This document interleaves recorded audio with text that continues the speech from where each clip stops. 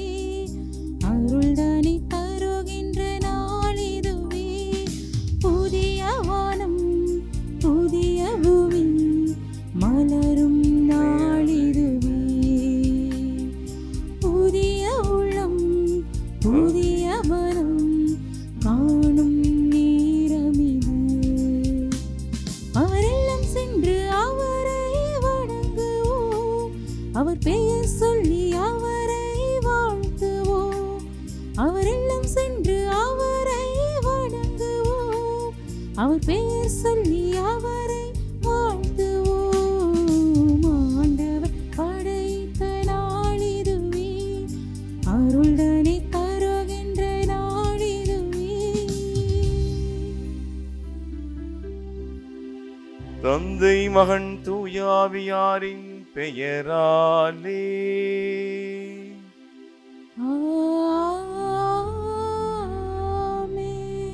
நம் ஆண்டவராகிய இயேசு கிறிஸ்துவின் அருளும் கடவுளின் அன்பும் தூயாவியாரின் நட்புறவும் உங்கள் அனைவரோடும் இருப்பதாக.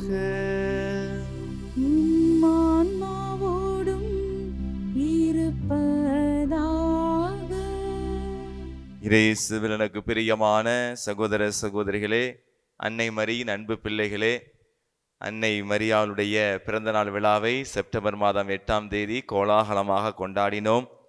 அன்னை மரியாளுக்கு பிறந்த நாள் வாழ்த்து தெரிவித்தோம்.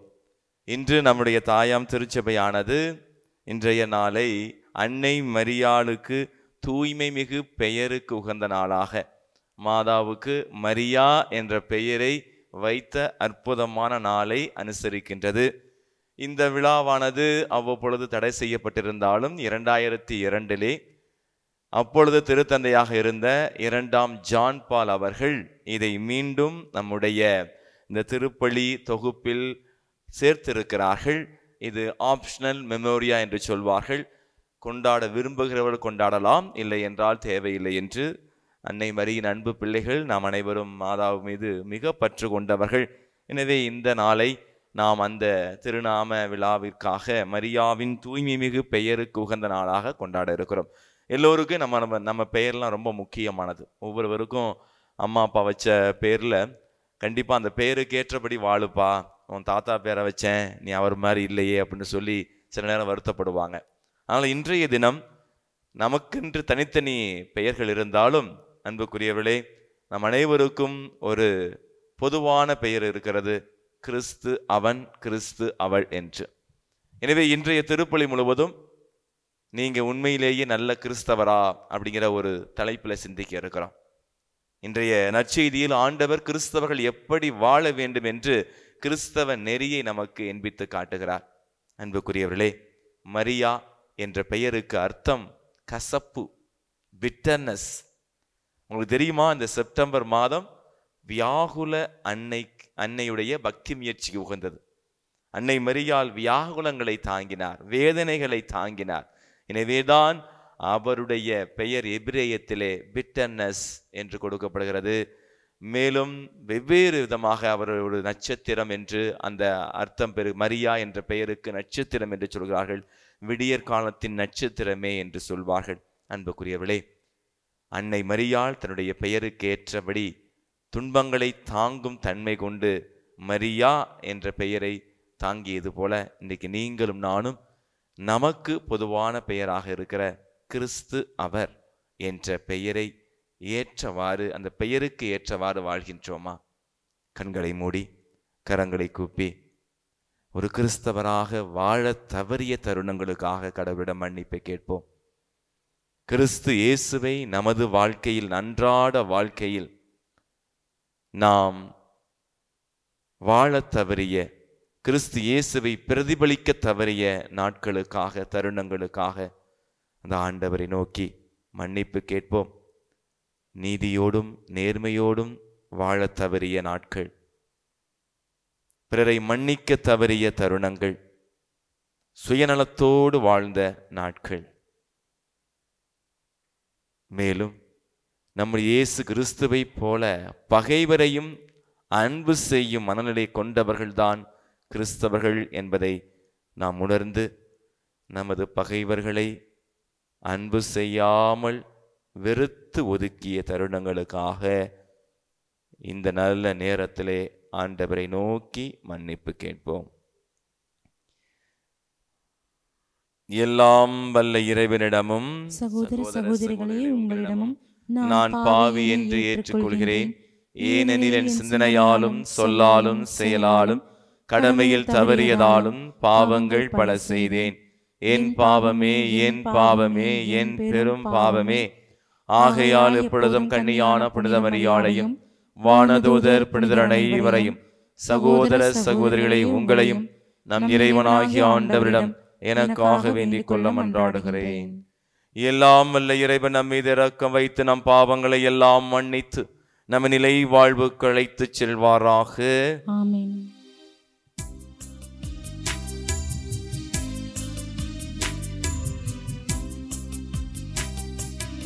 ஆண்டவரே இரக்கமாயிரும்.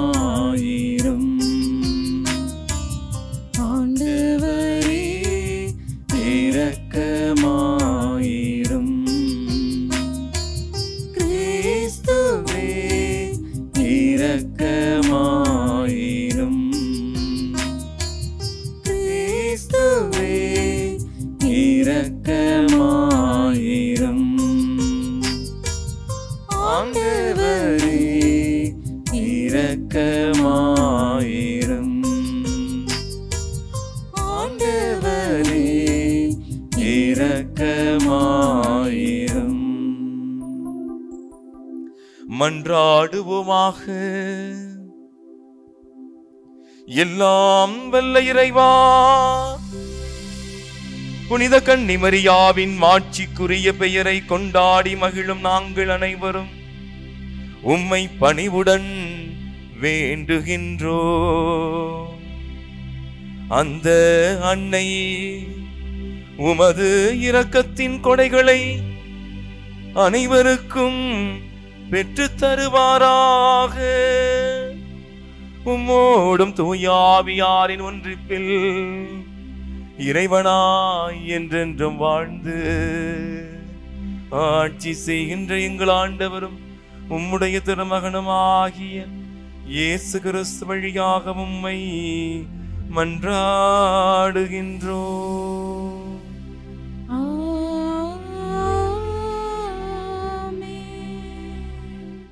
திருத்தூதர் பவுல் கொரிந்தியருக்கு எழுதிய முதல் திருமுகத்திலிருந்து வாசகம். அதிகாரம் 8, வசனங்கள் 1 முதல் 7 மற்றும் 11 முதல் 13. சகோதரர் சகோதரிகளே, நம் அனைவருக்கும் அறிவு உண்டு.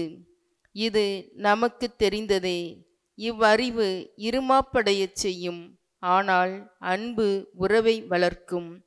தமக்கு ஏதோ அறிவு இருக்கிறது என்று நினைக்கிறவர் அறிய வேண்டிய முறையில் எதையும் அறிந்து கொள்ளவில்லை. கடவுளிடம் அன்பு செலுத்துகிறவரை கடவுள் அறிவார். இப்போது சிலைகளுக்கு படைக்கப்பட்டவற்றை உண்பதை குறித்து பார்ப்போம். இவ்வுலகில் சிலை என்பது ஒன்றுமே இல்லை. கடவுள் ஒருவரன்றி வேறு தெய்வங்கள் இல்லை என்று நமக்கு தெரியும். விண்ணிலும் மண்ணிலும் தெய்வங்கள் என்று சொல்லப்படுபவை பல இருக்கலாம். தெய்வங்கள் பலவும் ஆண்டவர்கள் பலரும் உள்ளர். ஆனால் நமக்கு கடவுள் ஒருவரே. அவரே நம் தந்தை. அவரிடமிருந்தே அனைத்தும் வருகின்றன. அவருக்காக நாம் இருக்கின்றோம். அவ்வாறே நமக்கு ஆண்டவரும் ஒருவரே. அவரே இயேசு கிறிஸ்து. அவர் வழியாகவே அனைத்தும் வருகின்றன. அவர் மூலமாகவே நாம் வாழ்கிறோம். ஆனால் இவ்வறிவு எல்லாரிடமும் இல்லை. இதுவரை சிலைகளை வழிபட்டு பழக்கப்பட்ட சிலர் அவற்றிற்கு படைக்கப்பட்டவற்றை படையல் பொருள் என எண்ணி உண்கிறார்கள். அவர்களின் மனச்சான்று வலுவற்றதாய் இருப்பதால் அது கரைப்படுகிறது. இவ்வாறு இந்த அறிவு வலுவற்றவரின் அழிவுக்கு காரணமாகிறது. அவர் சகோதரர் சகோதரிகளுள் ஒருவர் அல்லவா? அவருக்காகவும் கிறிஸ்து இறந்தார் அல்லவா? இவ்வாறு நீங்கள் வலுவற்ற மனச்சான்றை காயப்படுத்தி சகோதரர் சகோதரிகளுக்கு எதிராக பாவம் செய்தால் அது கிறிஸ்துவுக்கே எதிரான பாவம் ஆகும். ஆகையால் என் சகோதர சகோதரிகளில் ஒருவருக்கும் நான் உண்ணும் உணவு ஒரு தடைக்கல்லாக இருக்குமானால் இறைச்சியை ஒரு நாளும் உண்ணமாட்டேன். அவர் பாவத்தில் விழ நான் காரணமாய் இருக்க மாட்டேன். ஆண்டவரின் அருள்வாக்கு. இறைவனுக்கு நன்றி. திருப்பாடல் 139. நமது பதிலுரை. ஆண்டவரே, என்றும் உள்ள வழியில் என்னை நடத்தியருளும்.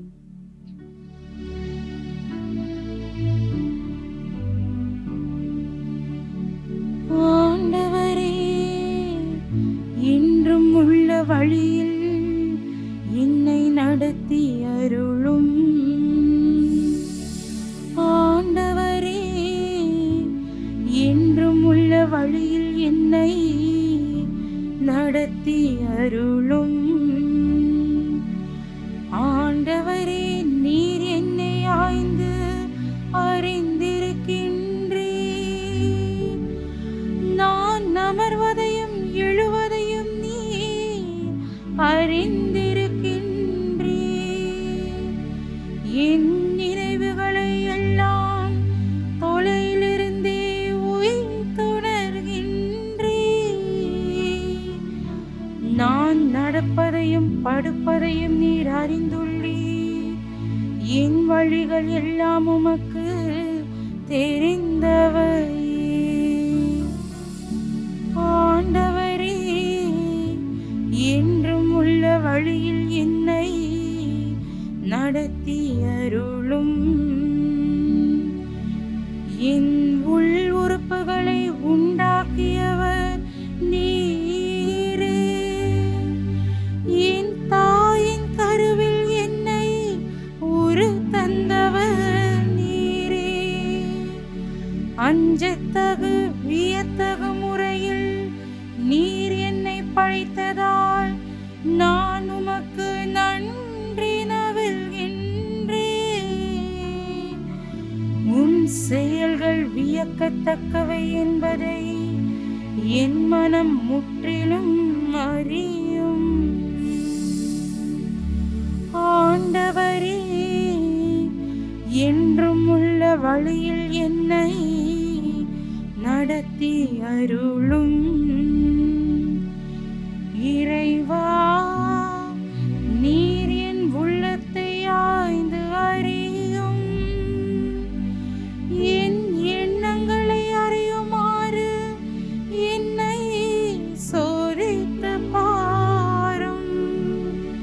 உம்மை வருத்தும் வழியில் நான் செல்கின்றேனோ என்று பாரும். என்றும் உள்ள வழியில் என்னை நடத்தி அருளும். ஆண்டவரே, என்றும் உள்ள வழியில் என்னை நடத்தி அருளும். ஆண்டவரே, என்றும் உள்ள வழியில் என்னை நடத்தி அருளும்.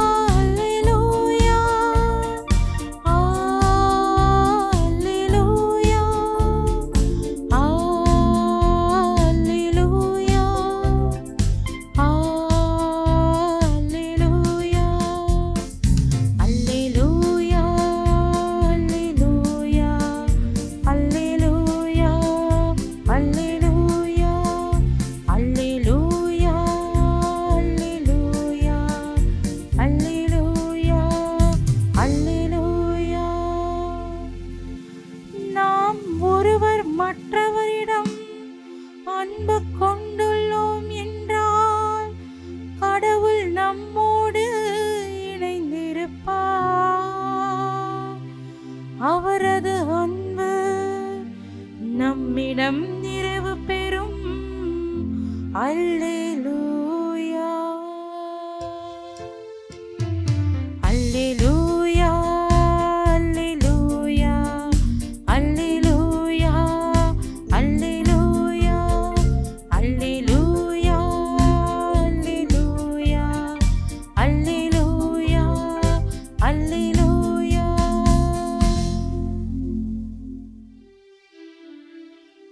ஆண்டவர் உங்களோடு இருப்பாராக. உம் ஆன்மாவோடும் இருப்பாராக. புனித லூக்கா எழுதிய பரிசுத்த நற்செய்தியிலிருந்து வாசகம். ஆண்டவரே, மாட்சி உமக்கே. லூக்கா நற்செய்தி இயல் 6 இறை திருவசனங்கள் 27 முதல் 38 முடிய. அக்காலத்தில் இயேசு தம் சீடரை நோக்கி கூறியது: நான் சொல்வதை கேட்டு கொண்டிருக்கும் உங்களுக்கு கூறுகிறேன், உங்கள் பகைவரிடம் அன்பு கூறுங்கள், உங்களை வெறுப்போருக்கு நன்மை செய்யுங்கள், உங்களை சபிப்போருக்கு ஆசி கூறுங்கள், உங்களை இகழ்ந்து பேசுவோருக்காக இறைவனிடம் வேண்டுங்கள். உங்களை ஒரு கன்னத்தில் அறைபவருக்கு மறு கன்னத்தையும் திருப்பி காட்டுங்கள். உங்கள் மேலுடையை எடுத்து கொள்பவர் உங்கள் அங்கியையும் எடுத்து கொள்ள பார்த்தால் அவரை தடுக்காதீர்கள். உங்களிடம் கேட்கும் எவருக்கும் கொடுங்கள். உங்களுடைய பொருட்களை எடுத்துக்கொள்வோரிடமிருந்து அவற்றை திருப்பி கேட்காதீர்கள்.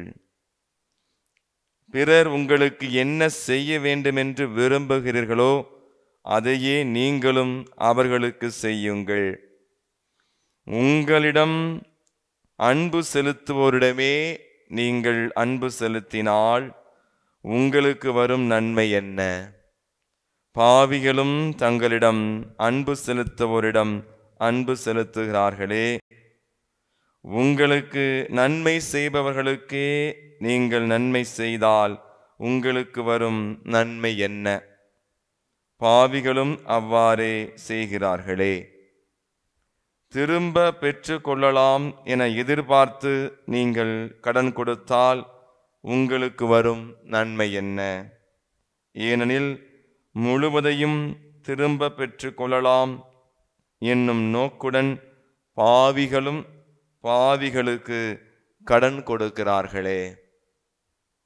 நீங்கள் உங்கள் பகைவரிடமும் அன்பு செலுத்துங்கள், அவர்களுக்கு நன்மை செய்யுங்கள், திரும்ப கிடைக்கும் என எதிர்பார்க்காமல் கடன் கொடுங்கள். அப்போது உங்கள் கைமாறு மிகுதியாய் இருக்கும். நீங்கள் உன்னத கடவுளின் மக்களாய் இருப்பீர்கள். ஏனெனில் அவர் நன்றி கெட்டோருக்கும் பொல்லாதோருக்கும் நன்மை செய்கிறார். உங்கள் தந்தை இரக்கமுள்ளவராய் இருப்பது போல நீங்களும் இரக்கமுள்ளவராய் இருங்கள். பிறர் குற்றவாளிகள் என தீர்ப்பு அளிக்காதீர்கள். அப்போதுதான் நீங்களும் தீர்ப்புக்கு உள்ளாக மாட்டீர்கள். மற்றவர்களை கண்டனம் செய்யாதீர்கள். அப்போதுதான் நீங்களும் கண்டனத்துக்கு ஆளாக மாட்டீர்கள். மன்னியுங்கள், மன்னிப்பு பெறுவீர்கள். கொடுங்கள், உங்களுக்கு கொடுக்கப்படும். அமுக்கி குலுக்கி சரிந்து விழும்படி நன்றாய் அளந்து உங்கள் மடியில் போடுவார்கள். நீங்கள் எந்த அளவையால் அளக்கிறீர்களோ அதே அளவையால் உங்களுக்கும் அளக்கப்படும். ஆண்டவரின் அருள்வாக்கு. கிறிஸ்துவே உமக்கு புகழ். நீங்க கிறிஸ்தவரா? இயேசுவில் எனக்கு பிரியமான சகோதர சகோதரிகளே, உலக புகழ் பெற்ற ஒரு ஆன்மீகவாதியிடம் கேட்டார்களாம், கிறிஸ்தவ மதத்துக்கும் மற்ற மதத்துக்கும் என்ன வித்தியாசம் என்று. அவர் அழகாக சொன்னாராம், மற்ற மதங்களில் மனிதர்கள் கடவுளை தேடி செல்வார்கள், ஆனால் கிறிஸ்தவ மதத்தில்தான் கடவுள் மனிதரை தேடி வருவார் என்று. அருமையான ஒரு கருத்தாக இருக்கிறது. கிறிஸ்தவம் என்றாலே இந்த உலகத்தில் ஒரு தனித்துவம், ஒரு மிக பெரும் புரட்சியை, ஆன்மீக புரட்சியை இந்த தரணியில் ஆண்டவர் இயேசு விதைத்தார். அநேக நபர்கள் எந்த மதத்திலும் சிலுவையை, துன்பத்தை கொண்டாட மாட்டார்கள். ஆனால் இயேசு கிறிஸ்து தான் துன்பத்தினால் மட்டுமே மீட்பு உண்டு என்பதை எண்பிப்பதற்காக சிலுவை சுமந்தார், இரத்தம் சிந்தினார், நம் அனைவரையும் தன்னுடைய பாடுகளினால் மீட்டார். அன்புக்குரியவர்களே, ஆண்டவர் நம்மை தேடி வருவராக இருக்கிறார். இதை பற்றி சிந்திக்கும் பொழுது தொடக்க நூல் புத்தகத்துல 3வது அதிகாரத்துல ஆதாம் ஏவாள் இருவரும் தங்களுடைய கீழ்ப்படியாமையால் அந்த ஒதுக்கப்பட்ட கனியை சாப்பிட்டு விடுவார்கள். எனவே பாவம் செய்து விடுவார்கள். ஆனால் அதன் பிறகு பார்க்கிறோம் 3வது அதிகாரம் 8வது வசனத்துல, மின்காற்று வீசிய பொழுதினிலே தோட்டத்தில் ஆண்டவராய கடவுள் உலவிக் கொண்டிருந்த ஓசை கேட்டு மனிதனும் அவன் மனைவியும் ஆண்டவராய கடவுளின் திருமுலிருந்து விலகி தோட்டத்தின் மரங்களுக்கிடையே ஒளிந்து கொண்டார்கள். ஆக இங்கு பார்க்கிறோம், கடவுளாகிய தேவன் ஆதாம் ஏவாள் இருவரும் தன்னுடைய கட்டளைகளை மீறி அவர்கள் ஒளிந்து கொண்டார்கள் என்பதை உணர்ந்து அந்த ஆண்டவர் ஆதாமை ஏவாளை அழைக்கின்றார். அன்புக்குரியவர்களே, இங்கு ஆதாம் ஏவாள் தான் ஆண்டவரை தேடி சென்றிருக்க வேண்டும், ஆனால் ஆண்டவர் தேடி வருகிறார். எனவே நம்முடைய கிறிஸ்தவ மதம் மிகப்பெரிய ஒரு மாபெரும் புரட்சியை இந்த பூ உலகில் ஏற்படுத்தி கொண்டிருக்கிறது. இந்த சூழ்நிலையில் இன்றைய வாசகத்தில் ஆண்டவர் நமக்கு ஒரு மிக பெரும் கடினமான காரியத்தை கடைபிடிக்க அழைப்பு விடுக்கிறார். உங்கள் எதிரியை அன்பு செய்யுங்கள், பகைவரிடம் அன்பு காட்டுங்கள். மிக மிக கடினமான ஒன்று.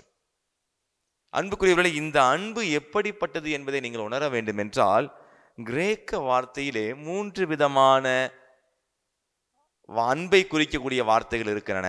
முதல் வார்த்தை எரான், ERAN அப்படிங்கிற வார்த்தைக்கு என்ன சொல்றாங்கன்னா, ஒரு மனுஷன் தன்னுடைய பணியாள்கிட்ட, வேலையாள்கிட்ட கொண்டிருக்கிற உறவு, அந்த அன்பு தான் அந்த முதல் வகை அன்பு. 2வது வகை அன்பு ஃபிலியன் அப்படிங்கிற வார்த்தை. அந்த ஃபிலியன் அப்படிங்கிற வார்த்தைக்கு அர்த்தம் என்னன்னா, மிக நெருக்கமான, இதயத்திற்கு நெருக்கமான நம்முடைய தாய், தந்தை, சகோதர சகோதரிகள், நண்பர்கள், இவர்களோடு கொண்டுள்ள அன்பு. 3வது வார்த்தை அகாப்பன் அப்படிங்கிற வார்த்தை. இந்த வார்த்தைக்கு என்ன அர்த்தம் என்னவென்றால், பிறர் என்னை ஏசினாலும் பேசினாலும், பிறர் என்னை தூற்றினாலும், பிறர் என்னை வதைத்தாலும், பிறர் என்னுடைய அன்பை ஏற்பதற்கு மறுத்தாலும் நான் அவரை அன்பு செய்வது. இந்த அகப்பன் அப்படிங்கிற வார்த்தையுடைய அன்பை தான் ஆண்டவர் இயேசு என்று உணர்த்துறார். நமது அன்பை அவர்கள் புறக்கணிக்கலாம், அன்பு வேண்டாம் என்று சொல்லலாம், நம்மை அவர்கள் வெறுத்து ஒதுக்கலாம், ஆனால் நாம் ஒருபோதும் அவர்களை வெறுத்து ஒதுக்கக்கூடாது. ஏனென்றால் இதுதான் கடவுளுடைய அன்பு. மக்களை, இன்னைக்கு நம்மெல்லாம் கிறிஸ்தவரா இல்லையா, உண்மையான கிறிஸ்தவரா போலி கிறிஸ்தவரான்னு பார்க்க போறோம். இதை தீர்மானிப்பதற்கு அருமையாக நாம் அனைவரும் சிந்திப்பது என்னவென்றால், இன்றைய முதல் வாசகம் நமக்கு மிகப்பெரியதா இருக்கு. சிலைகளுக்கு படைக்கப்பட்ட பொருட்களை சாப்பிடலாமா அப்படின்னு சொல்லி பவுலடியார் சொல்றாரு, சிலைங்கிறது ஒண்ணுமே இல்லை, உண்மையான கடவுள் நம்முடைய தெய்வம் மட்டும்தான். அதனால நானும் பல விஷயங்களில் கடந்து செல்லும் பொழுது எனக்கு உண்மையிலேயே பிடித்திருந்தது என்னவென்றால், அன்பு நெஞ்சங்களே, அழகாக அற்புதமாக இறையியல் அறிஞர்கள் என்ன சொல்கிறார் என்றால், நமக்கு ஆன்மாக்கள் முக்கியம், நமக்கு ஆன்மாக்களை மீட்பது மிக மிக முக்கியம். எனவே நீங்கள் பார்த்தீர்கள் என்றால் கொரிந்தியருக்கு எழுதிய முதல் திருமுகத்திலே பவுலடியார் இதை பற்றி தெள்ளத் தெளிவாக சொல்கின்றார்.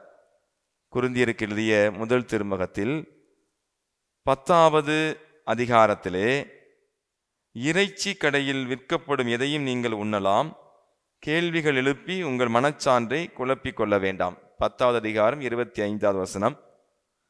ஏனெனில் மண்ணுலகும் அதில் நிறைந்துள்ள அனைத்தும் ஆண்டவருக்குரியவை. தொடர்ந்து சொல்றார் பாருங்க, நம்பிக்கை கொள்ளாதவருள் ஒருவர் உங்களை உணவருந்த அழைக்கும் போது நீங்கள் அவரோடு செல்ல விரும்பினால் அவர் உங்களுக்கு பரிமாறும் எதையும் உண்ணுங்கள், கேள்விகள் எழுப்பி உங்கள் மனச்சான்றை குழப்பிக் கொள்ள வேண்டாம். எவராவது உங்களிடம் இது படையல் உணவு என்று சொன்னால் அவ்வாறு தெரிவித்தவரை முன்னிட்டும் மனச்சான்றை முன்னிட்டும் அதை உண்ண வேண்டாம். உங்கள் மனச்சான்றை முன்னிட்டல்ல, மற்றவருடைய மனச்சான்றை முன்னிட்டு இதை சொல்கிறேன். ஏன், எனது தன்னுரிமை மற்றவருடைய மனச்சான்றின் தீர்ப்புக்கு உள்ளாக வேண்டும். எனவே நம்முடைய தன்னுரிமை, சாப்பிடுவதும் சாப்பிடாமல் இருப்பதும் என்னுடைய தனி உரிமை. ஆனால் அது மற்றவருடைய மனச்சான்றுக்கு தீர்ப்பு கொடுக்கக்கூடாது. இது பொல்லாதது, இது தீயது, இது தீய சக்திக்குரியது என்று சொல்லி மற்றவருடைய மனதை புண்படுத்துவதற்கு பதிலாக அதில் ஒரு திருச்சிலுவை அடையாளமிட்டு நீங்கள் உண்ணுவதில் தவறில்லை என்று சொல்கிறார்கள். ஆனால் அதே நேரத்தில் அன்புக்குரியவர்களே, இந்த நான் கேட்க போற ஒரு 4-5 விஷயத்தை மட்டும் நீங்க சொல்ல போறீங்க. முதல்ல, நீங்க கிறிஸ்தவர் என்றால் உண்மையிலும் உண்மையாக சொல்கிறேன், கண்டிப்பாக நீங்க ஜோசியம் பார்க்க மாட்டீங்க, ஜாதகம் பார்க்க மாட்டீங்க. இந்த குறி சொல்பவர், எனக்கு சமீபத்தில் ஒரு சகோதரி உங்க வீட்டு மந்திரிக்க கூப்பிட்டு இருந்தாங்க. எனக்கு ரொம்ப வேதனையா இருந்துச்சு மக்களே. ஒரு கத்தோலிக்க கிறிஸ்தவ பெண்மணி மற்ற தெய்வங்களை வணங்கி விட்டு நம்ம கோயிலுக்கும் மாதா கோயிலுக்கும் போய்கிட்டு வர்றவங்க நம்முடைய கத்தோலிக்க கிறிஸ்தவ குடும்பங்களுக்கு முன்னாடி தகடு வச்சு அந்த குடும்பத்தில் உள்ள தொழில் வளர்ச்சியெல்லாம் முறியடித்து அதன் பிறகு அந்த குடும்பத்தில் இருக்கிற அத்தனை சொத்துக்களையும், அது ஒரு கடலோர இடமாக இருந்ததால் அவங்க வச்சிருக்க போட்டை அப்படியே வட்டிக்கு வாங்கி அவங்க வட்டி கடன் கொடுத்து அதை வாங்கிறது மாதிரி அந்த சொத்துக்கள்லாம் கொஞ்சம் கொஞ்சமாக அபகரித்து அந்த மை வைக்கிறது, அந்த மாயாஜாலம், பில்லி சூனியம் பண்ணுகிற அந்த சகோதரி, கத்தோலிக்க கிறிஸ்தவ பெண்மணியான அந்த சகோதரி முன்னேறி வருகிறார்களாம். இவர்கள் எல்லாம் சொத்தை இழந்து வருகிறார்கள் என்று சொல்லி என்னிடம் நியாயம் கேட்டார்கள். இது எப்படி ஃபாதர், என்ன காரணம்? எனக்கு உண்மையிலேயே ஆச்சரித்து போனது. நம்முடைய கத்தோலிக்க திருச்சபையிலும் இப்படி இருக்கிறதா என்று சொல்லி. அன்பு நெஞ்சங்களே, தயவு செய்து நான் கெஞ்சி கேட்டுக்கொள்வது, முதல் கேள்வி, நீங்கள் உண்மையிலேயே கிறிஸ்தவராக இருந்தால் ஜோசியம் ஜாதகம் பார்க்கவே பார்க்காதீர்கள். அநேக அருட்சகோதரிகள் அல்லது அருட்தந்தைகள் என்ன சொல்றாங்கன்னா, நாங்க ஒன்றும் சொல்ல முடியல, வீட்டில் ஜோசியம் பார்க்கணுங்கிறாங்க. ஒரு சிஸ்டருடைய தங்கச்சிக்கு மாப்பிள்ளை பார்த்தாச்சு, அது 2வது கல்யாணமா, அதனால அந்த சிஸ்டர் என்ன சொல்லியிருக்காங்க, வீட்டில் எதுக்கும் ஜாதகம் பார்த்து தான் கல்யாணம் பண்ணணும், கல்யாணத்தை ஜாதகம் பார்க்காம பண்ணிட்டோம், அதான் விவாகரத்தில் போய் நின்றுச்சு, இதையாவது ஜாதகம் பார்ப்போம்னு சொன்னாங்களாம். அந்த அருள் சகோதரியால் மறுதளிக்க முடியவில்லையா. எனக்கு மிகவும் வேதனையாக இருந்தது. அன்புக்குரியவர்களே, நம்முடைய கத்தோலிக்க திருச்சபையில் இப்படி ஜாதகம் பார்த்து கல்யாணம் பண்ற பழக்கம் இருக்குன்னா நம்ம உண்மையிலேயே கிறிஸ்தவர்களாக இருக்கிறோமா என்றால் இல்லவே இல்லை. நம்ம ஆண்டவர் இயேசுவை காட்டி கொடுத்து கொண்டு இருக்கிறோம். இந்த கத்தோலிக்க திருச்சபை இன்னும் வளர வேண்டும் என்றால் நமது கத்தோலிக்க திருச்சபையில் ஒவ்வொரு கிறிஸ்தவனும் இந்த ஜாதகம் பார்ப்பதிலும் பில்லி சூனிய மற்ற முயற்சியிலும் அவர்கள் முழுவதுமாக விடுபட வேண்டும். ஜாதகம் பார்க்கக்கூடாது, பில்லி சூனியத்தை நம்பக்கூடாது. எப்பேற்பட்ட சக்தி, தீய சக்தியாக இருந்தாலும் அதை எதிர்க்கக்கூடிய வல்லமை ஆண்டவர் இயேசுவுக்கு இருக்கு. 2வது கேள்வி, நீங்க உண்மையிலேயே கிறிஸ்தவராக இருந்தால் வட்டிக்கு கடன் கொடுக்குறீங்களா? அன்புக்குரியவர்களே, விவிலியத்தில் நாம் புரட்டி பார்ப்போமே என்றால் விடுதலை பயண புத்தகம் 22வது அதிகாரம் 25வது வசனம், உங்களோடு இருக்கும் என் மக்களின் ஏழை ஒருவருக்கு நீ பணம் கொடுப்பாயானால் நீ அவர் மேல் ஈட்டிக்காரனாகாதே, அவரிடம் வட்டி வாங்காதே.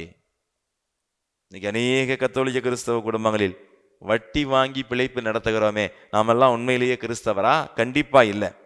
மேலும் லேவியர் புத்தகத்திலே 25வது அதிகாரத்திலே 37வது வசனம், அவர்களுக்கு உன் பணத்தை வட்டிக்கு கொடாதே, உணவை அதிக விலைக்கு விற்காதே.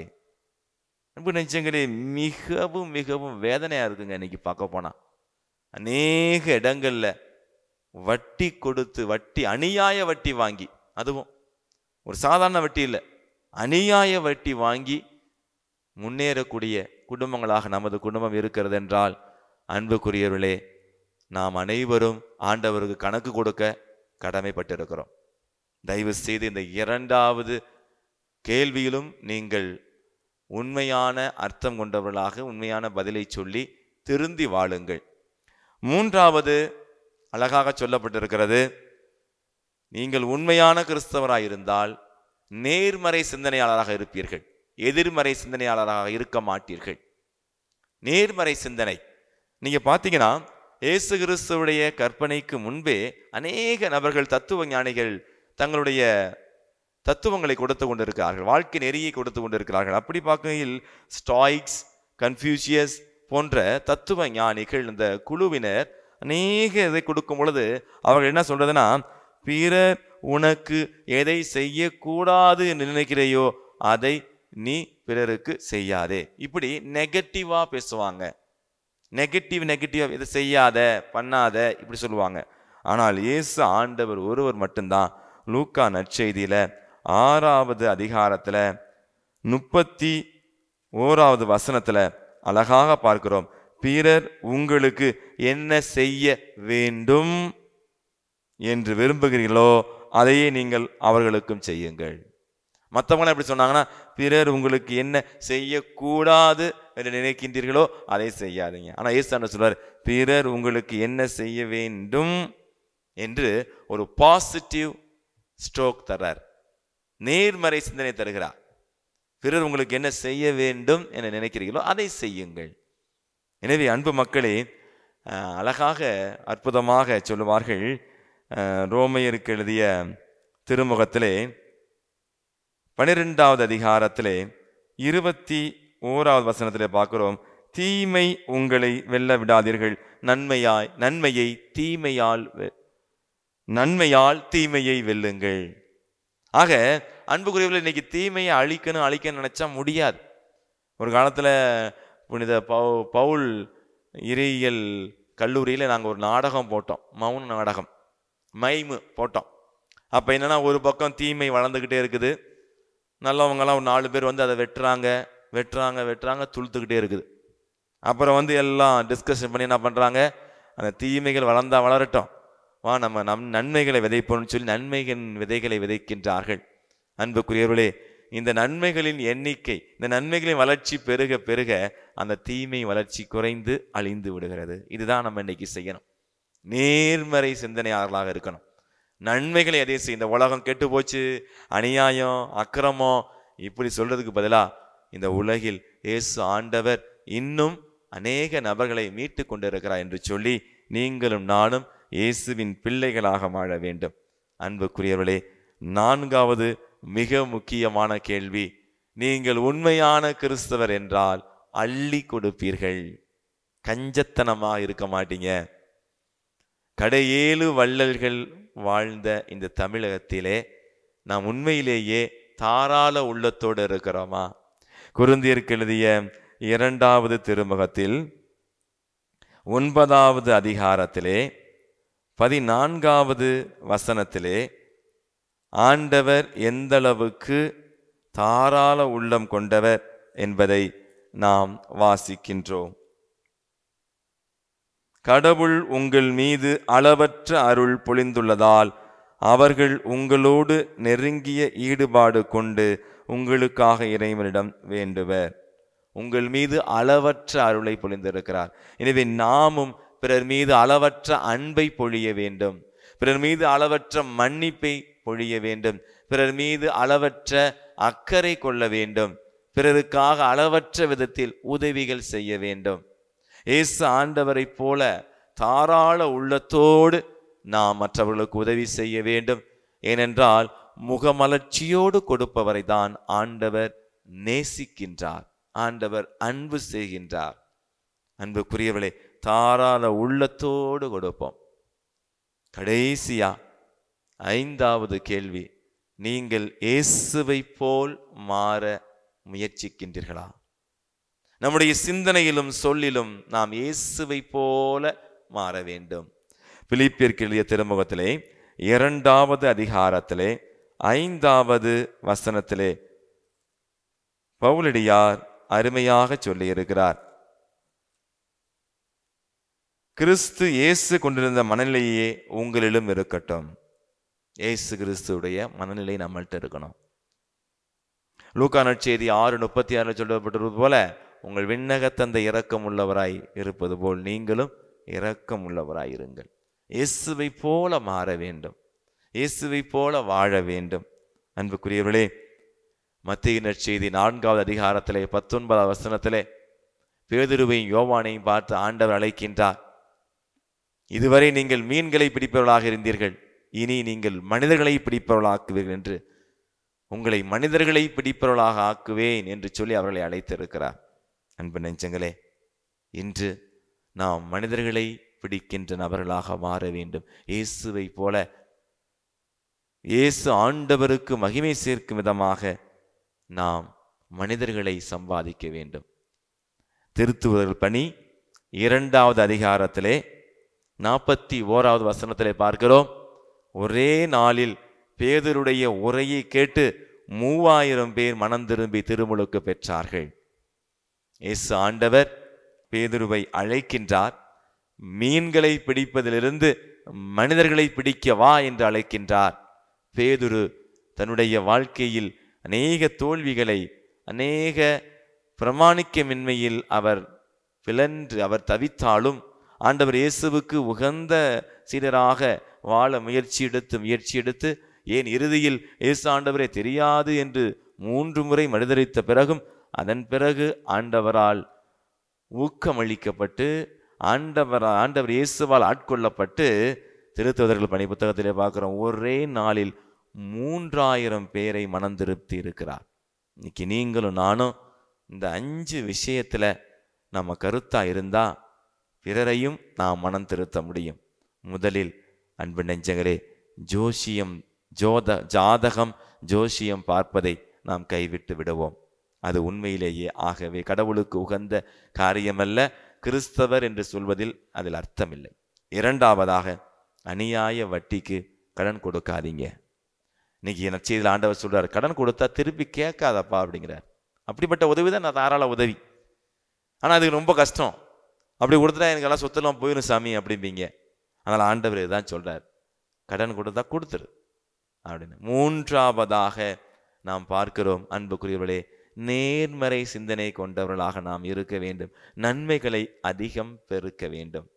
4வது விஷயம் மிக முக்கியமானது, ஆண்டவர் இயேசுவை போல அளவற்ற விதத்தில் பிறரை நாம் அன்பு செய்ய வேண்டும், பிறரை மன்னிக்க வேண்டும். 5வது மிக முக்கியமாக அன்புக்குரியவர்களே, இயேசுவின் மனநிலை நம்மிடத்தில் நம்மிடத்தில் திகழ வேண்டும். இயேசு கிறிஸ்துவை போல நாம் சிந்திக்க வேண்டும், இயேசு கிறிஸ்துவை போல நாம் பேச வேண்டும், இயேசு கிறிஸ்துவை போல நாம் வாழ வேண்டும். இறுதியாக மனிதர்களை பிடிக்க ஆண்டவர் அழைக்கின்றார். நீங்க உண்மையிலேயே நல்ல கிறிஸ்தவர்களாய் வாழ்ந்தால் அநேக மனிதர்களை நீங்கள் பிடிக்க முடியும், அநேக ஆன்மாக்களை ஆண்டவருக்காக சம்பாதிக்க முடியும். ஆமென்.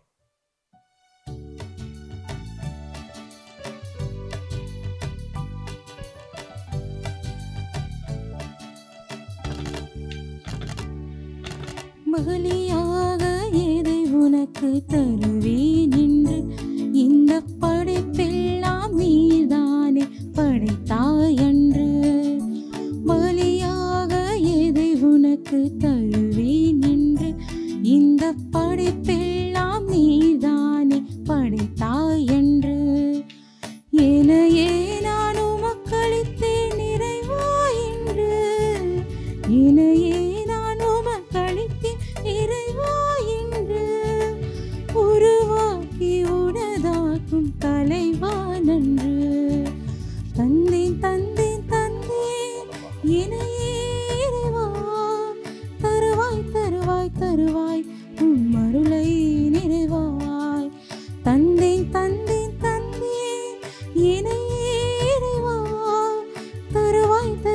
தருவாய் உம் அருளை நிறைவாய் பலியாக எதை உனக்கு தருவேன் என்று இந்த படைப்பெல்லாம் நீதானே படைத்தாய் என்று.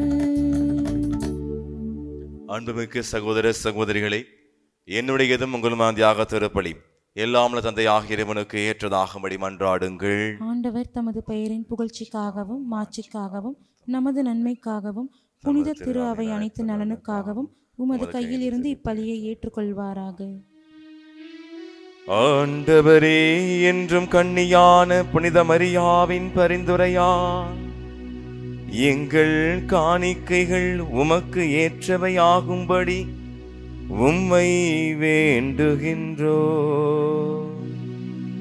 அவருடைய பெயரை வணங்கும் நாங்கள் உமது மாண்புக்குரியவர்கள் ஆவோமாக.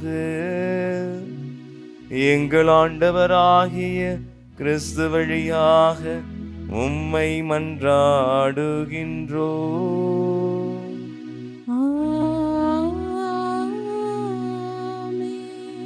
ஆண்டவர் உங்களோடு இருப்பாராக. உம்மான்மாவோடும் இருப்பாராக. இதயங்களை மேலே எழுப்புங்கள். ஆண்டவரிடம் எழுப்பியுள்ளோம். நாம் இறைவனாகிய ஆண்டவருக்கு நன்றி கூறுவோம். அது தகுதியும் நீதியும் ஆனதே. ஆண்டவரே, தூயவரான தந்தையே, என்றுமுள்ள இல்லாமல்ல இறைவா, என்னாலும் இவ்விடத்திலும் நாங்கள் உமக்கு நன்றி செலுத்துவதும் எப்பொழுதும் கன்னியான புனித மரியாவின் வணக்க நாளில் நாங்கள் உம்மை போற்றி புகழ்ந்து மாட்சிப்படுத்துவதும் மெய்யாகவே தகுதியும் நீதியுமாகும். எங்கள் கடமையும் மீட்புக்குரிய செயலும் ஆகும். தூய ஆவி நிழலிட்டதால் அந்த அன்னை உம்முடைய ஒரே திருமகனை கருத்தாங்கி தமது கண்ணிமையின் மாட்சி நிலைத்து நின்று நிலையான ஒளியாகிய எங்கள் ஆண்டவர் இயேசு கிறிஸ்துவை உலகுக்கு அளித்தார். அவர் வழியாகவே உமது மாண்பை வானதூதர் புகழ்கின்றனர். தலைமை தாங்குவோர் உம்மை வழிபடுகின்றனர். அதிகாரம் செலுத்துவோர் உம் திருமுன் நடுங்குகின்றனர். வானங்களும் அவற்றில் உள்ள ஆற்றல்களும் செராபீன்களும் ஒன்று கூடி அக்களித்து கொண்டாடுகின்றனர். அவர்களோடு எங்கள் குரலையும் சேர்த்து கொள்ளுமாறு நாங்கள் உம்மை தாழ்மையுடன் இறைஞ்சி புகழ்ந்து பாடுவதாவது.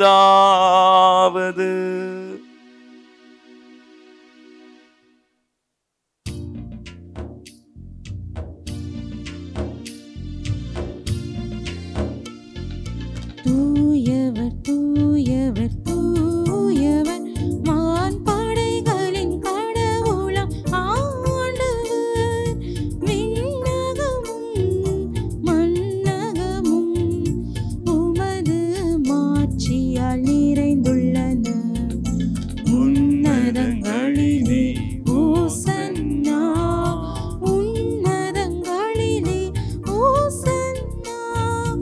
ஆண்டவர் பெயரால் வருகிறவர் ஆசி பெற்றவர். உன்னதங்களிலே ஓசன்னா, உன்னதங்களிலே ஓசன்னா. ஆண்டவரே, நீர் மெய்யாகவே தூயவர், தூய்மை அனைத்துக்கும் ஊற்று. ஆகவே உம்முடைய ஆவியை பொழிந்து இக்காணிக்கைகளை தூய்மைப்படுத்த உம்மை வேண்டுகின்றோம்.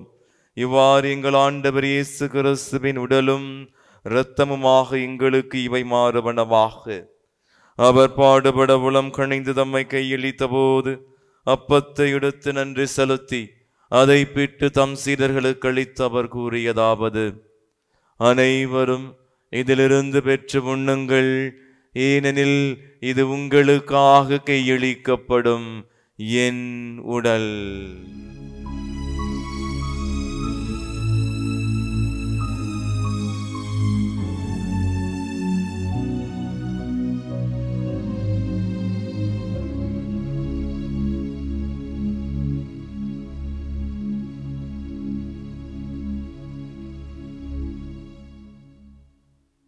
அவ்வண்ணமே இரவு விருந்தை அருந்திய பின் கிண்ணத்தையும் எடுத்து மீண்டும் உமக்கு நன்றி கூறி தம் சீடர்களுக்கு அளித்து அவர் கூறியதாவது: அனைவரும் இதிலிருந்து பெற்று பருகுங்கள், ஏனெனில் இது புதிய நிலையான உடன்படிக்கைக்குரிய என் இரத்தத்தின் கிண்ணம். இது பாவ மன்னிப்புக்கென்று உங்களுக்காகவும் பலருக்காகவும் சிந்தப்படும். இதை என் நினைவாக செய்யுங்கள்.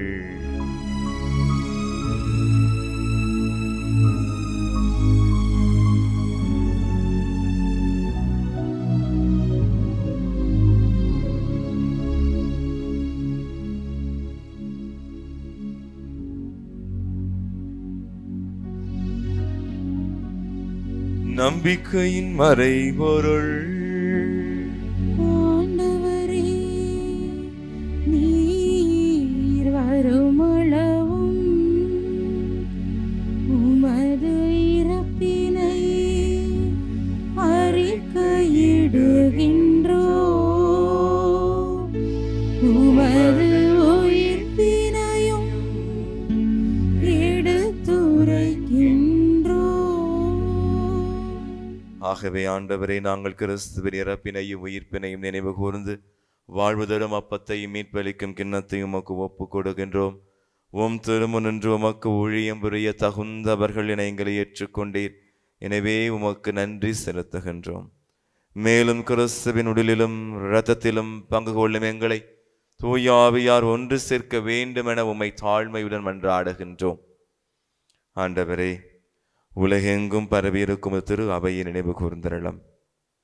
எங்கள் திரு தந்தை பிரான்சிஸ், எங்கள் ஆயர் ஆரோக்கியராஜ், ஏனைய ஆயர்கள், குருக்கள், கன்னியர், துறவியர், பொதுநிலையினர் அனைவரையும் உமது திரு அவை அன்பில் நிறைவு பெறச் செய்திருளும்.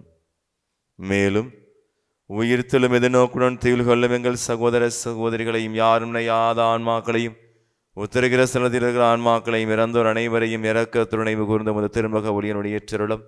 எங்கள் அனைவர் மீதும் இரக்கமாயிரும். கடவுளின் கண்ணை தாயான மாட்சி மிக்க மரியாள், அவருடைய கணவரான புனித யோசேப்பு, புனித திரு தூதர்கள், இவ்வுலகிலும் ஒக்கவந்தவராய் வாழ்ந்த புனிதர் அனைவரோடும் நாங்கள் நிலை வாழ்வில் பங்கு கொள்ளும் தகுதி பெற்று உம் திருமகன் இயேசு கிறிஸ்து வழியாக உம்மை புகழ்ந்தேத்தும் வரமருள உம்மை மன்றாடுகின்றோம்.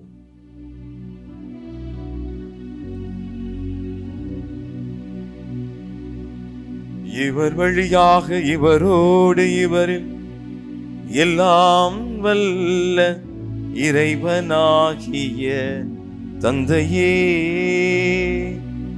தூய ஆவியாரின் ஒன்றிப்பில் எல்லா புகழும் ஆட்சியும் என்றென்றும் உமக்கு உரியதே.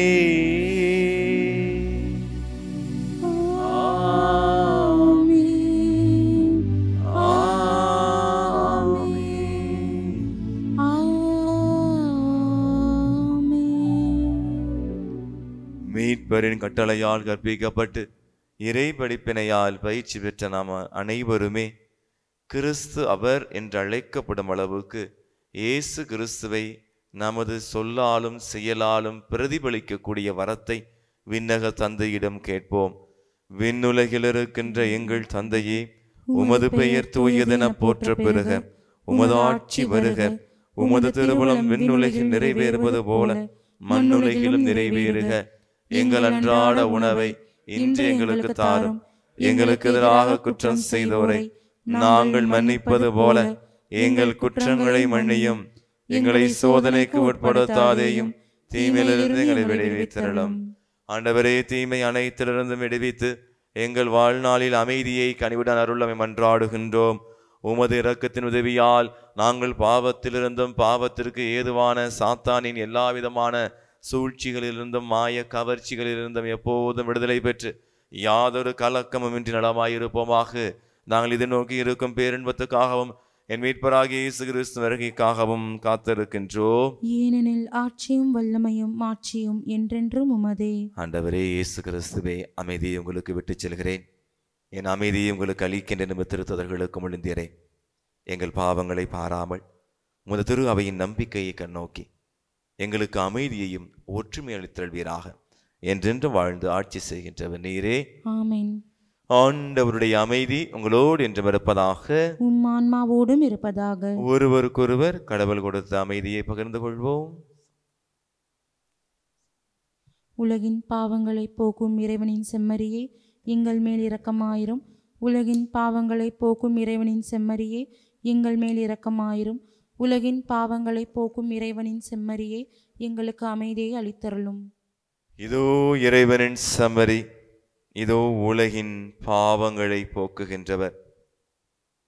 உலக போக்கின்படி வாழாமல் இந்த ஆண்டவரின் கற்பனையின்படி இயேசு கிறிஸ்துவின் கட்டளைகளின்படி வாழ, ஒரு நல்ல கிறிஸ்தவராக வாழ நமக்கு அழைப்பு விடுக்கிற தேவன் இந்த அன்பு ஆண்டவரின் விருந்திற்கு அழைக்கப்பட்டு நாம் அனைவரும் பேறு பெற்றோர். ஆண்டவரே, நீர் என் இல்லத்தில் எழுந்தருள நான் தகுதியற்றவள். ஆனால் ஒரு வார்த்தை மட்டும் சொல்லியருளும், எனது ஆன்மா நலமடையும். கிறிஸ்துவின் திருவுடலும் திரு ரத்தமும் நம்மை காத்து நிறைவாழ்வளிப்பதாக. ஆமென். ஆசை திருவிருந்துக்கான மன்றாட்டு. ஆண்டவரே, நீர் என் இல்லத்தில் எழுந்தருள நான் தகுதியற்றவன். ஆனால் ஒரு வார்த்தை மட்டும் சொல்லியருளும் என்று நூற்றுவர் தலைவன் ஜெபித்தது போல நாங்களும் இப்போது உம் திருப்பாதம் பணிந்து வேண்டுகிறோம். இனிய இயேசுவே, நாங்கள் தகுதியற்றவர்களாய் இருந்தாலும் எங்கள் தகுதியின்மையை பாராமல் நீர் எங்கள் உள்ளங்களில் எழுந்து வாரும். உம் அன்பிலும் அருளிலும் நாங்கள் நிலைத்திருக்க எம்முள் எழுந்து வாரும். உம் பிள்ளைகளாக உயிருள்ள உண்மை சாட்சிகளாக உமது நற்செய்தின்படி வாழ்பவர்களாக எங்களை உருமாற்ற வாரும். தந்தையின் திருவுளப்படி வாழ்ந்திட எங்களுக்கு துணை புரிந்திட வாரும். நன்மை செய்வதில் ஆர்வமுள்ளவர்களாய் தீமைகள் அனைத்திலிருந்தும் விடுதலை பெற்றவர்களாய் வாழவும் எங்களை வழிநடத்த வாரும். எல்லா நலன்களும் வளங்களும் எங்களை நிரப்ப வாரும். ஆமேன். இயேசுவுக்கு பிரியமான சகோதர சகோதரிகளே, ஆசை நன்மை வழியாக திவ்ய கருணை ஆண்டவரை உங்கள் இதயத்தில் நீங்கள் ஏற்றிருக்கின்றீர்கள்.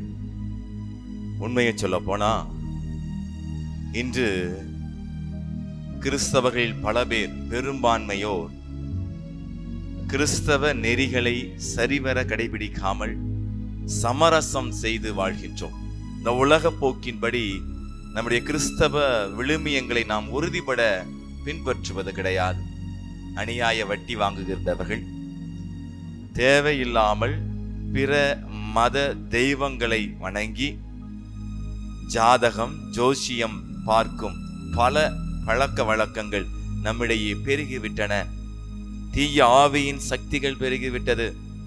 அன்புக்குரியவர்களே, கிறிஸ்து இயேசுவுக்காக வாழ்கிற எவரும் இந்த பூ உலகில் தோல்வி அடையலாம், துன்பங்கள் சந்திக்கலாம். ஆனால் விண்ணகத்தை அடைவதற்கு அவருக்கென்று தனி பெரும் பெயர் இருக்கிறது. அந்த உரிமை சொத்தாக விண்ணக பரிசு அவருக்கு கிடைக்கும்.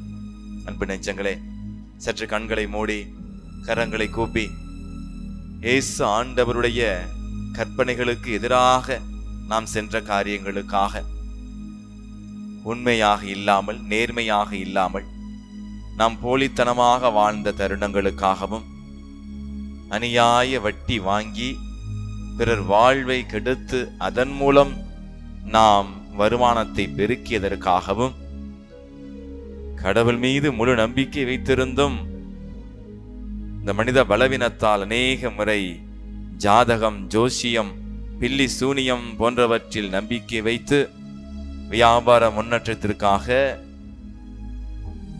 திருமண வரனுக்காக, நமக்கு வீடு அமைய வேண்டும் என்பதற்காக, நமது வீட்டில் இறப்புகள் நடந்த பிறகு அதற்கு காரணம் அறிவதற்காக அநேக முறை நாம் ஆண்டவரை மறுதலித்து பிற தெய்வங்களை நாம் நாடி சென்றிருக்கிறோம். அவற்றிற்காக மனம் வருந்தி ஜெபிப்போம். எங்கள் அன்பின் பரலோக பிதாவே, இயேசு கிறிஸ்துவே, உம்மை தவிர இந்த உலகில் வேறு தெய்வம் யாரும் இல்லை. நீரே உண்மையான தெய்வம், நீரே உண்மையான கடவுள். நீ ஒருவரே எங்களை படைத்தவர், நீர் ஒருவரே எங்களை மீட்க வல்லவர் என்பதை உணர்ந்து உம்மை போற்றுகிறோம், ஆராதிக்கிறோம், நன்றி கூறுகிறோம். அன்பு இயேசுவே, இனி ஒருபோதும் உம்மை விட்டு பிரியாமல் இருக்க எங்களுக்கு அருள் தாரும். நீர் ஒருவரே எங்களுடைய பிரச்சனைகளுக்கு தீர்வு என்பதை உணர்ந்து, இயேசுவே, உம்மை மட்டுமே நாங்கள் நாடி தேடி வாழ நல்ல விசுவாச துணிச்சலை தாரும். பழைய ஏற்பாட்டிலே வாழ்ந்த அந்த எலையாசரை போல தனது இன்னுயிரை உமக்காக விடும் அளவுக்கு தனது உயிரையும் பணயம் வைத்து அந்த இஸ்ரேல் மக்களால் ஒதுக்கி வைக்கப்பட்ட, புறக்கணிக்கப்பட்ட அந்த பன்றி இறைச்சியை சாப்பிட மாட்டேன் என்று சொல்லி உறுதியாயிருந்து உயிர் விட்ட அந்த மறைசாட்சியை போல, ஆண்டவரே, நாங்கள் பிற தெய்வங்களுக்கு படைக்கப்பட்ட எந்த விதமான படைப்புகளை நாங்கள் உண்ணாமல் இருக்க, பிற தெய்வங்களை நாங்கள் வணங்காமல் இருக்க எங்களுக்கு உறுதியான விசுவாசத்தை தாரும் ஆண்டவரே. அன்பின் பரலோக பிதாவே, அநியாயமாக, அக்கிரமமாக நாங்கள் பிறர் வாழ்வை கெடுக்கும் அளவுக்கு அநியாயம் வட்டி வாங்கி அதன் மூலம் எங்கள் வியாபாரத்தை நாங்கள் பெருக்கி அது அநேக முறை பிறருக்கு எதிராக நாங்கள் பாவம் செய்திருக்கிறோம் ஆண்டவரே. எங்களை மன்னியும் இயேசுவே. இதோ நாங்கள் உம்மை பின்பற்றுகிறோம் ஆண்டவரே. உம்மை பின்பற்றுகிற நாங்கள் இந்த உலகை வெறுத்து உம்மை பின்பற்றி உலக நாட்டங்களை, உலக பற்றை நாங்கள் விலக்கி வாழ அனைவரும் இணைந்து நாங்கள் அனைவரும் உமக்கு புகழ்ச்சி பாடி எங்களுடைய வாக்குறுதியாக இந்த பாடலை பாடி உம்மை மகிமைப்படுத்துகிறோம். எங்கள் ஜெபம் கேள் நல்ல பிதாவே, ஆமென்.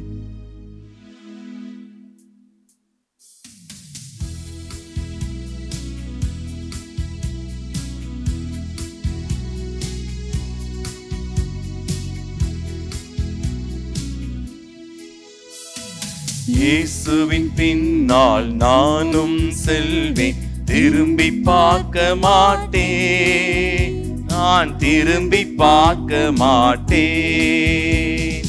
இயேசுவின் பின்னால் நானும் செல்வேன், திரும்பி பார்க்க மாட்டேன், நான் திரும்பி பார்க்க மாட்டேன். சிலுவையை முன்னால், உலகமே பின்னால், சிலுவையை முன்னால், உலகமே பின்னால்.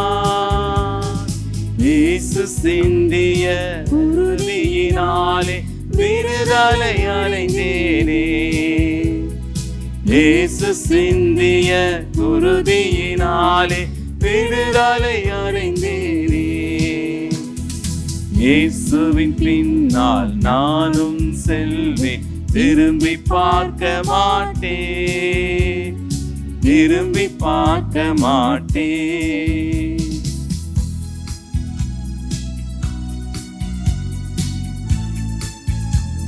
இயேசு ஆண்டவரை பின்பற்றுவதில் எவ்வித துன்பங்களும் கஷ்டங்களும் வந்தாலும் அவை ஒரு பொருட்டாக கருதாமல் ஆண்டவர் இயேசுவை பின்பற்றுவோம் என்ற வாக்குறுதியோடு தொடர்ந்து இந்த பாடலை பாடி ஆண்டவரை மகிமைப்படுத்துவோம்.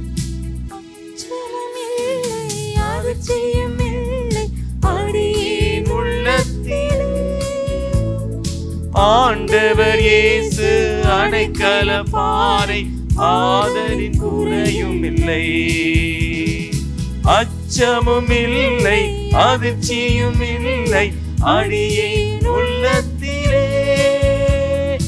ஆண்டவர் இயேசு அடைக்கலமாய் ஆதரின் துறையில் இல்லை. ஆண்டவர் ஆலயம் அகிலமே பின்னார், ஆண்டவர் முன்னார் அகிலமே பின்னார். அன்பர் இயேசுவின் வார்த்தையினாலே விடுதலை அடைந்தேனே. அன்பர் இயேசுவின் வார்த்தையினாலே விடுதலை அடைந்தேனே.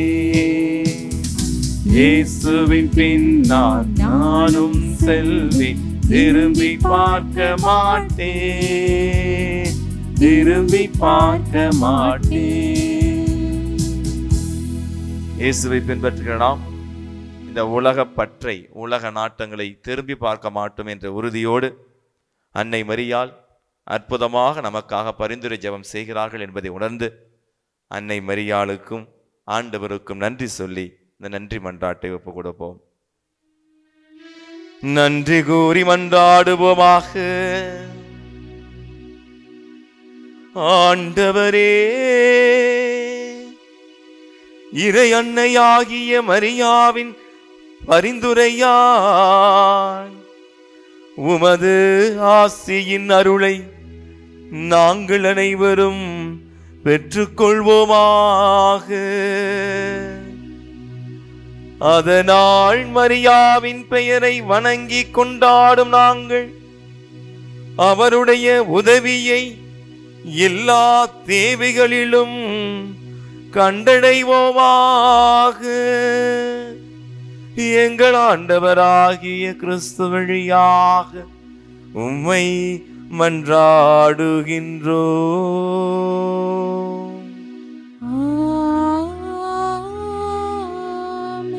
ஆண்டவர் உங்களோடு இருப்பாராக. உம்மான்மாவோடும் இருப்பாராக. எல்லாம் வல்ல இறைவன் தந்தை, மகன், தூயாவியார் உங்களை ஆசீர்வதிப்பாராக.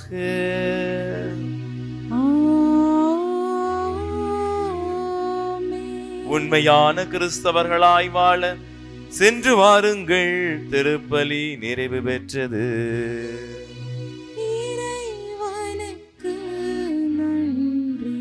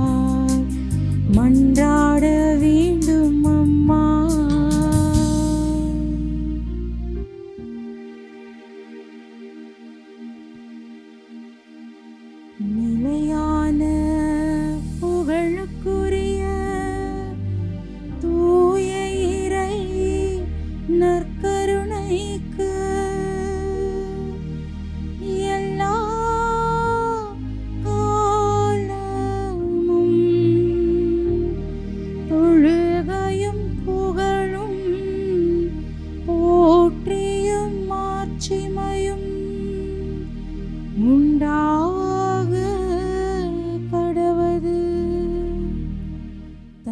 மகன் தூய ஆவியாரின் பெயராலே ஆமென். Subscribe to KC Trichy YouTube channel.